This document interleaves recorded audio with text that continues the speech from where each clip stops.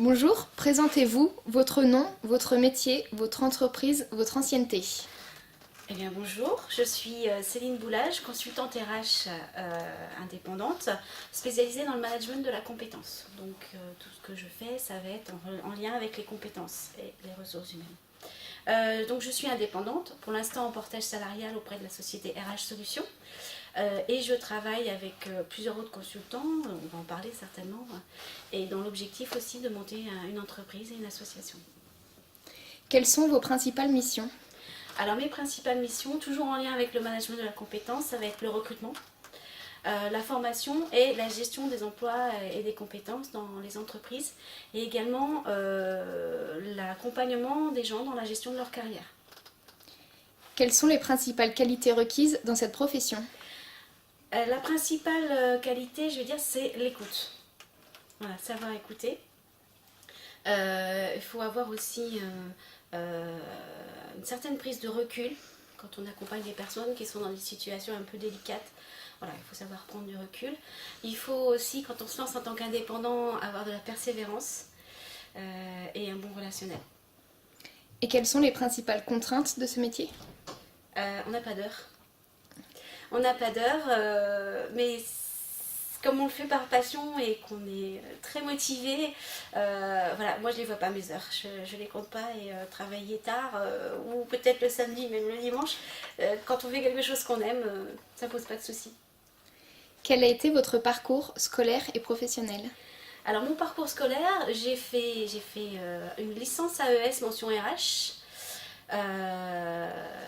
que j'ai complétée en formation continue par une VAE. Sur le titre pro de responsable ressources humaines du CNAM. Et j'ai fait un circuit de certification en management de la compétence chez Segos. Et donc mon parcours professionnel, j'ai commencé sur Paris. J'ai travaillé pour Nestlé Waters, où j'étais en charge de la gestion des expatriés. Une très belle aventure.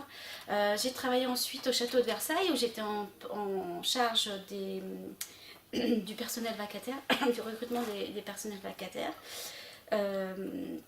non titulaires, puisque c'est la fonction publique. Ensuite, je suis arrivée en Touraine par mutation de mon conjoint, pour tout vous dire.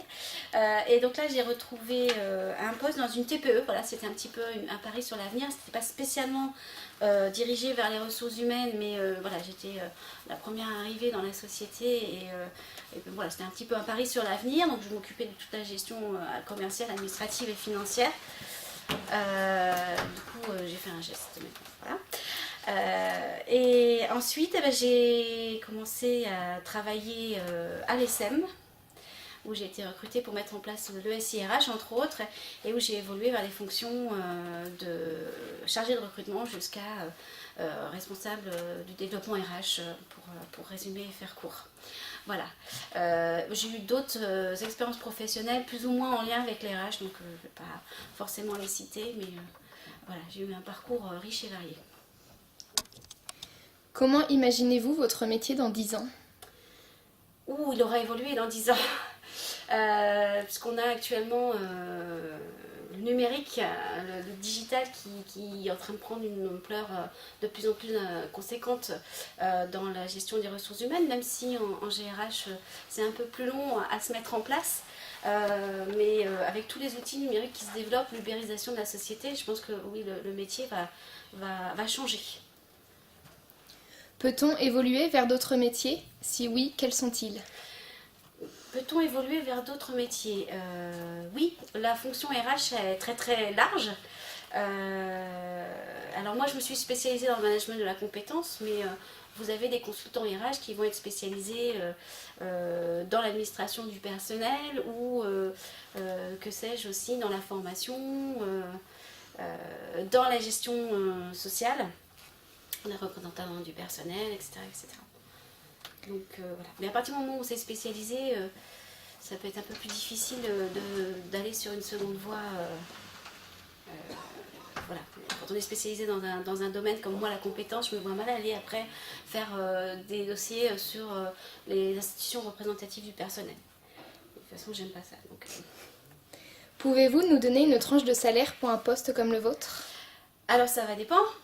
ça va dépendre si on est junior, senior, si on a de l'expérience, ça va dépendre de beaucoup de choses. Si je dois donner une tranche, je pense qu'on peut se situer entre 30 000 € annuels brut et ça peut aller jusqu'à 60, 120 pour les très très bons ou ceux qui ont un très bon réseau, une très bonne clientèle. Très bien, merci d'avoir consacré du temps à notre projet. Je vous en prie.